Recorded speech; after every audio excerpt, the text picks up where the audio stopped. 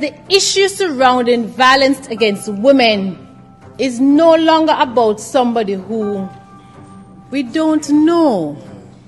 It's no longer about somebody who sits outside these hollowed walls.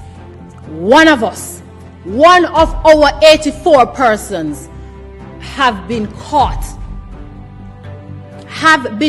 in an act of violence against a female. And if we cannot accept that,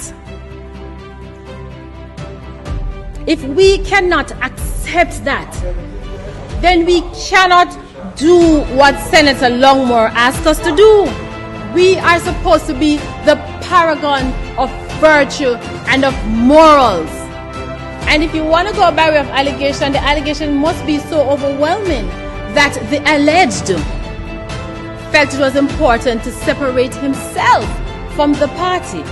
That it is so overwhelming that he felt it important to take a leave of absence. And as parliamentarians, we are held to a higher standard.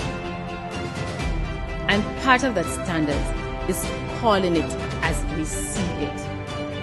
And until and unless we are prepared to accept it, we cannot come to the Jamaican people and ask for anything.